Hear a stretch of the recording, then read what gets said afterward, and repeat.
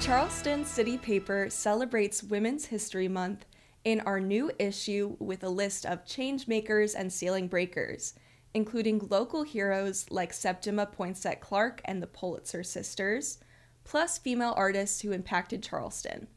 Look too for our list of living women legends who continue to make a difference in the Holy City. Hello again from the Charleston City Paper. I'm Chloe Hogan. Thank you for joining us today for this weekly news update. In this week's news section, we highlight two announcements that rocked the Charleston business world like the 1886 earthquake.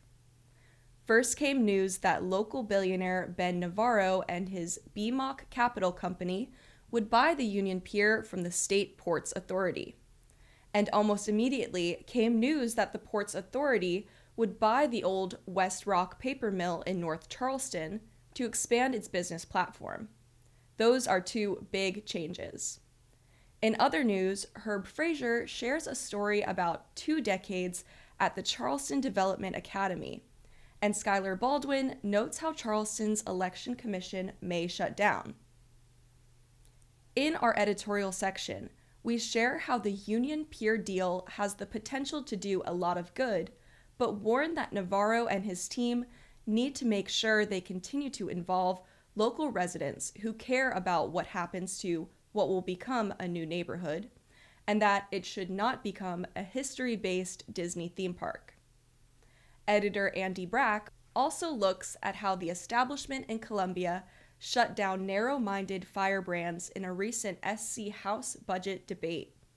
In food, Connolly Hardaway writes about the new Southern California-themed Sissy Bar in Park Circle, where you can get fancy drinks or a shot and a beer. In arts, find my interview with Revo Crook, an Estonian-American artist who presents a solo exhibition in Mount Pleasant. And in music, find a story about bluegrass legend Sam Bush. Finally, make sure to pat your neighborhood City Paper staffer on the back for being part of the award-winning team that last week was named as producing the best large weekly newspaper in the state. Woohoo! And if you voted in this year's Best of Charleston contest, rest assured that we're working our fingers to the bone in the days ahead to come up with our list of winners who we will celebrate in May. Thanks for voting! Pick up a copy of the Charleston City Paper at one of 800 locations in the area. You can also visit us online anytime at charlestoncitypaper.com to get more of the latest news and funny cartoons by Steve Steeklin and Robert Ariel, as well as our killer crossword puzzle and weekly music list.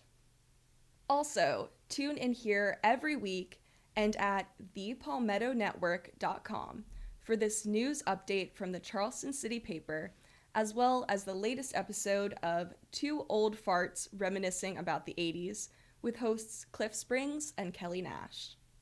Thank you for watching. I'm Chloe Hogan.